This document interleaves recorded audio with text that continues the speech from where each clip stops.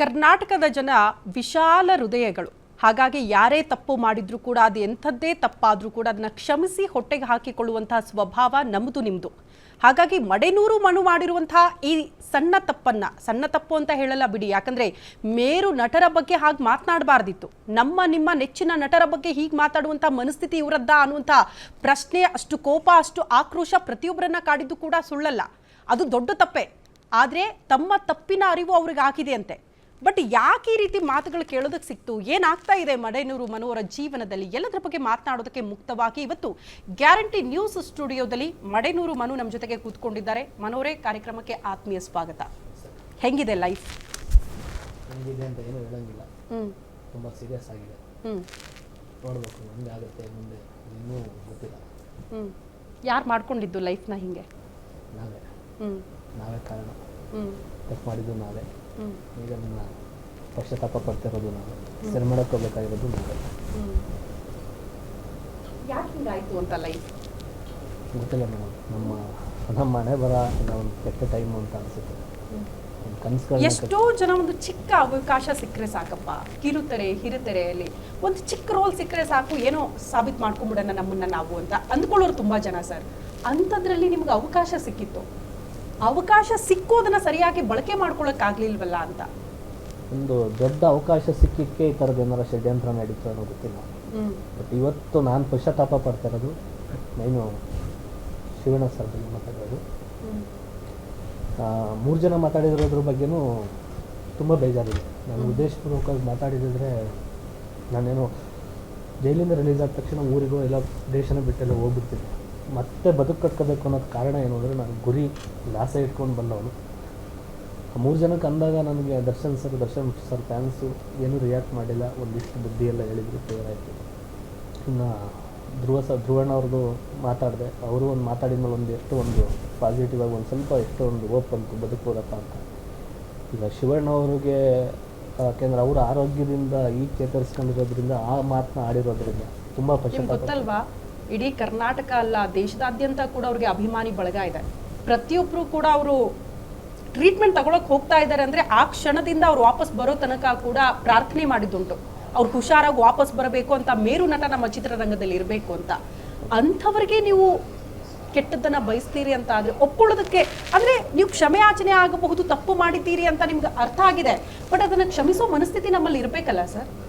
ಕ್ಷಮಿಸೋ ಅಂತ ತಪ್ಪ ನೀವು ಮಾಡಿರೋದು ಅಂತ ದೊಡ್ಡ ತಪ್ಪೇ ಅದು. ಬಟ್ ನಾನು ಶಿವಣ್ಣ ಅವ್ರ ಟೈಟ್ಲ್ ಕೊಟ್ಟಾಗ ನಾನು ಸುಮಾರು ಕಡೆ ಹೇಳಿದ್ದೆ. ಶಿವಣ್ಣ ಅವ್ರ ಟೈಟ್ಲ್ ಕೊಟ್ಟಿದ್ದು ನಮ್ಮ ಕುಲದಲ್ಲಿ ಕೀಳಾದ ಟೈಟ್ಲು, ಅಣ್ಣವರು ಫ್ಯಾಮಿಲಿ ಅಂತ ಒಂದು ಸಪೋರ್ಟ್ ಸಿಕ್ತು. ಗೊತ್ತಿಲ್ಲ ಯಾಕೆ ಹಿಂಗಾಯ್ತು ಅನ್ನೋದು ಗೊತ್ತಿಲ್ಲ. ದಿನ ನಾನು ಒಂದೊಂದು ಸೆಕೆಂಡು ಕೂಡ ಪಶ್ಚಾತ್ತಾಪ ಪಡ್ತಾ ಇದ್ದೀನಿ. ಶಿವಣ್ಣ ಅವ್ರು ಒಂದು ಮಾತು ಯಾಕಂದರೆ ಇಡೀ ಅವ್ರ ಫ್ಯಾಮಿಲಿಗೆ ಹೆಲ್ಪ್ ಆಗಿರುತ್ತೆ. ಒಬ್ಬ ಲೀಡ್ರು ಇಡೀ ಕರ್ನಾಟಕ ಜನತೆ ತುಂಬ ದೊಡ್ಡ ಮಟ್ಟಕ್ಕೆ ಅವ್ರು ಆಲದ ಮರ ಇಂಡಸ್ಟ್ರಿಗೆ. ಅಂಥವ್ರ ಬಗ್ಗೆ ಇಷ್ಟು ಬಗ್ಗೆ ಮಾತಾಡಿದಾಗ ನನಗೆ ಎಲ್ಲ ಒಂದು ಕಡೆ ಆಡಿಯೋ ಕೇಳಿದಾಗ ನನಗೆ ಒಂಥರ ಬೇಜಾರಾಗ್ತಿಲ್ಲ. ಒಂದು ಮಾತು ಅವ್ರು ಕ್ಷಮಿಸಿದ್ವಿ ಅಂತ ಒಂದು ಮಾತು ಅಂದುಬಿಟ್ರೆ ನಿಜವಾಗ್ಲೂ ನನಗೆ ಒಂದು ಬದುಕು ಲೈಫಲ್ಲಿ ಏನೋ ಒಂದು ಮುಂದೆ ಇಂಪ್ರೂವ್ಮೆಂಟ್ ಆದರೂ ಕೂಡ ಅದು ಅವರಿಗೆ ಉಸಿರು ಒಂದು ಜೀವ ಇದ್ರೂ ಕೂಡ ಅವರಿಗೆ. ಯಾಕೆ ನೆನೆಯೂ ಕೂಡ ವಿಶ್ ಮಾಡಿದೆ.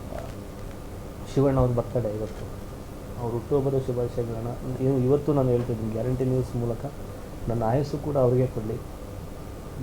ನಾನು ಯಾವಾಗಲೂ ದೇವ್ರ ಹತ್ರ ಕೇಳ್ಕೊಳ್ಳೋದಿಲ್ಲ. ಪ್ರತಿ ಸತಿನೂ ಬರ್ತಡೇನೂ ಏನೇನು ಮಾಡ್ತಿದ್ದೆ ಅದು ನನಗೆ ಮಾತ್ರ ಗೊತ್ತು. ಯಾಕೆಂದರೆ ಈ ವರ್ಷ ಈ ಥರ ಆಗಿರೋದ್ರಿಂದ ತುಂಬ ಪಶ್ಚಾತ್ತಾಪ, ಕಣ್ಣೀರಲ್ಲಿ ಕೈ ತೊಳಿತಾ ಇದ್ದೀನಿ. ದಯಮಾಡಿ ಶಿವಣ್ಣ ಅವ್ರು ಒಂದು ಮಾತು ಕ್ಷಮಿಸಿದ್ದೀನಿ ಅಂತ ಒಂದು ಮಾತು ಅಂದರೆ ಸಾಕು, ನಾನು ನಿಜವೂ ಎಲ್ಲೋ ಹೊತ್ತು ಬರುತ್ತೆ. ಮನೋರೇ, ಷಡ್ಯಂತ್ರ ಜೈಲಿಗೆ ಹೋದಾಗಿಂದ ವಾಪಸ್ ಬಂದಾಗಿಂದ ಇದೇ ಮಾತು ಹೇಳ್ತಾ ಇದ್ದೀರಿ. ಆರಂಭದಲ್ಲಿ ಹೇಳಿದ್ರಿ ಆಡಿಯೋ ನಂದಲ್ಲ, ನಾನು ಮಾತಾಡಿಲ್ಲ, ಯಾರೋ ಷಡ್ಯಂತ್ರ ಮಾಡಿದ್ದಾರೆ ಅಂತ. ನೆಕ್ಸ್ಟ್ ವರ್ಷನಲ್ಲಿ ಹೇಳ್ತೀರಾ ಆಡಿಯೋ ನಂದೇ, ನಾನೇ ಮಾತನಾಡಿದ್ದು, ಯಾರೋ ಬೇಕು ಅಂತ ಮಾಡಿದ್ದಾರೆ, ಕುಡಿದು ಮತ್ತಲ್ಲಿ ಮಾತಾಡಿದೆ ಅಂತ. ಕುಡಿದ್ರೆ ಹಾಗಾದ್ರೆ ಏನ್ ಬೇಕಾದ್ರೂ ಮಾತಾಡಬಹುದು, ಏನ್ ಬೇಕಾದ್ರೂ ಮಾಡಬಹುದಾ? ಈಗ ನಾನು ಮುಂದೆ ಯಾರೋ ಕೂತಿದ್ದಾರೆ, ಮೊಬೈಲ್ ಹಿಡ್ಕೊಂಡಿದ್ದಾರೆ, ವಿಡಿಯೋ ರೆಕಾರ್ಡ್ ಮಾಡ್ತಾರೆ ಅಂತ ಆದ್ರೆ ನನ್ನ ಮೈ ಮೇಲೆ ಪ್ರಜ್ಞೆ ಇಲ್ಲಪ್ಪ, ನಾನು ಏನ್ ಬೇಕಾದ್ರೂ ಮಾತಾಡ್ತೀನಿ, ಯಾರ ಬಗ್ಗೆ ಬೇಕಾದ್ರೂ ಮಾತಾಡ್ಬಿಡ್ತೀನಿ, ನನಗೆ ಅದ್ರ ಬಗ್ಗೆ ಪರಿಜ್ಞಾನ ಇರಲಿಲ್ಲ ಅಂತ ನೆಕ್ಸ್ಟ್ ಡೇ ನಾನು ಹೇಳಿದ್ರೆ ಒಪ್ಕೊಳ್ತಾರ ಜನ? ಮೇಡಮ್ ಒಪ್ಕೊಳ್ಳಲ್ಲ. ಅಂದರೆ ಅಲ್ಲಿ ನಡೆದಂಥದ್ದು 3 ಜನದ ಮಧ್ಯೆ ನಡೆದಿರುವಂಥದ್ದು. ಇಲ್ಲಿ 3 ಜನ ಮಧ್ಯನಾದ್ರೂ ನಡೀಲಿ, 10 ಜನ ಇರಲಿ, ಸಾವಿರಾರು ಜನ ಇರಲಿ, ನೀವು ಮಾತಾಡೋ ಮಾತಿನ ಬಗ್ಗೆ ಒಂದು ಸ್ವಲ್ಪ ಕಾಳಜಿ ಇರಬೇಕಲ್ವಾ? ಏನು ಮಾತಾಡ್ತಿದ್ದೀನಿ ಅನ್ನೋದ್ರ ಬಗ್ಗೆ ಒಂದು ಪರಿಜ್ಞಾನ ಇರಬೇಕಲ್ವಾ ನಿಮಗೆ? ಮೇಡಮ್ ಇದು ಪಕ್ಕ ಪ್ಲಾನ್ ಮಾಡಿ ನನ್ನನ್ನು ಕರ್ತಿರೋವಂಥದ್ದು. ಮನೋರೇ, ಪ್ಲಾನ್ ಅಂತ ಷಡ್ಯಂತ್ರ ಅಂತ ಯಾರೋ ಬೇಕು ಅಂತ ನಿಮ್ಮನ್ನ ಒತ್ತಾಯ ಮಾಡಿ ಮಾತಾಡ್ಸಿದ್ರು ಮಾತಾಡಬಾರ್ದು ಸರ್. ನೀವು ಮಾತಾಡ್ತಾ ಇದ್ದೀರಿ ಅಂದ್ರೆ ನಿಮ್ಮ ಮಾತಿನ ಬಗ್ಗೆ ಗಮನ ಇರಬೇಕಲ್ವಾ? ಯಾರೋ ಬಂದು 100 ಹೇಳ್ತಾರಂಗಿದ್ರು 100 ಮಾತಾಡ್ಬಿಡ್ತೀರಾ? ಯಾರೋ ಹೇಳಿಸಿದ್ರು ಸರ್ ಅದಕ್ಕೆ ಹೇಳಿದೆ ನಾನು ಅಂತ ಹೇಳ್ಬಿಟ್ರೆ ಆಗೋಯ್ತಾ ಎಲ್ಲನೂ? ಮೇಡಮ್ ನಾನು ಅಂದರೆ ಈಗ ಏನು ಮಾತಾಡ್ತಾ ಇದ್ದೀನಿ ಈ ವಾಯ್ಸಲ್ಲೋ ಇಲ್ಲ ಏನೋ ಸೆಲ್ಫಿ ತಗೊಂಡು ಮಾತಾಡಿದರೆ ಇಲ್ಲ ಮೇಡಮ್ ನಾನೇನೋ ಉದ್ದೇಶಪೂರ್ವಕವಾಗಿ ಮಾತಾಡಿದೆ ಅಂತ ಹೇಳ್ತಾ ಇದ್ದೆ. ಬಟ್ ಅದು ಅದ್ರ ಮುಂಚೆ ನಾನು ಪಾಸಿಟಿವ್ ಸುಮಾರು ಮಾತಾಡಿದ್ವಿ. ಅದು ಮಾತಾಡಿದ ಮೇಲೆ ಇವರು ಒಂದು ರಿಲೀಸ್ ಆದಮೇಲೆ ಹೇಳಿ ಫುಲ್ ಆಡಿಯೋ ಬಿಡ್ತೀನಿ ನಂದಲ್ಲ ಅಂತ ಹೇಳಿದ್ರಿ ಅಂತಂದಲ್ವ. ನಾನು ಆ್ಯಕ್ಚುಲಿ ಸುಮಾರು ಜನ ನನಗೆ ಅಲ್ಲಿ ಹೇಳಿದ್ದು ಒಂದೇ, ಮನು ಅದು ವಾಯ್ಸ್ ಏನೋ ಬೇರೆ ಬೇರೆ ಥರ ಇದೆ, ನಿಂದು ವಾಯ್ಸ್ ಅಲ್ವೇ ಅಲ್ಲ, ತಲೆನೇ ಕೆಡ್ಸ್ಕೊಬೇಡ ಅಂತಂದ್ರೆ. ನಾನು ಏನಾರು ಉದ್ದೇಶಪೂರ್ವಕವಾಗಿ ಮಾತಾಡಿದ್ರೆ ಸ್ಟೇ ತಂದು ಇಲ್ಲ ಯಾರಾದರೂ ಆಡಿಯೋ ಬಿಟ್ಟ ತಕ್ಷಣ ನಾನಾದರೂ ಬ್ಯಾಕ್ಗ್ರೌಂಡ್ ಏನಾರು ಇದ್ದಿದ್ರೆ ಅವರೇ ಹೋಗಿ ಅವ್ರನ್ನ ಹೊಡೆದು ಏನೋ ಒಂದು ಕ್ಷಮೆ ಅವ್ರ ಕೈಲಿ ಹೇಳಿಸ್ಬಿಡೋದು, ಫೇಕ್ ಆಡಿಯೋ ನಾನು ಬಿಟ್ಟರು ಅದು ಕ್ಷಮಿಸಿ ಅಂತ ಹೇಳ್ತಾರೆ. ಇಲ್ಲಿ ನಾನು ಒಂದು ದುಡ್ಡು ಇಟ್ಕೊಂಡು ಬಂದಿಲ್ಲ, ಒಂದು ಬ್ಯಾಕ್ಗ್ರೌಂಡ್ ಇಟ್ಕೊಂಡು ಬಂದಿಲ್ಲ. ಇಲ್ಲಿ ಒಂದು ನಮ್ಗೆ ಬಂದಿರೋದು ಒಂದು ಕಲೆ, ದೊಡ್ಡ ರಾಶಿ ಹೊರ ತಗೊಂಡು ಬೆಳಿಬೇಕು ಅಂತಲೇ ಬಂದಿರೋದು. ಅದು ಬಿಟ್ಟರೆ ನಾನು ಆ ಥರ ನನಗೆ ಮುಂಚೆನೇ ಗೊತ್ತಾಗಿದ್ರೆ ನಾನು ಅದೇನೋ ಮಾಡಿಸ್ತಾ ಇದ್ದೀವಿ, ಉದ್ದೇಶಪೂರ್ವಕವಾಗಿ ಮಾತಾಡಿದ್ದೆ. ನಾನು ಇನ್ನೆಲ್ಲ ಅವ್ರು ಮಾತಾಡಿರೋದು ನನಗೆ ಗೊತ್ತಿಲ್ಲ, ಅವ್ರು ರೆಕಾರ್ಡ್ ಮಾಡಿರೋದು ನನಗೆ ಗೊತ್ತಿಲ್ಲ. ರಿಲೀಸ್ ಆಗಿ ಜುಲೈ 8ನೇ ತಾರೀಕು 7ನೇ ತಾರೀಕು ಮೆಸೇಜ್ ಮಾಡಿದ್ದಾರೆ ಆಡಿಯೋದಲ್ಲಿ ನನ್ನ ವಾಯ್ಸ್ ಮ್ಯೂಟ್ ಮಾಡುವಂತ.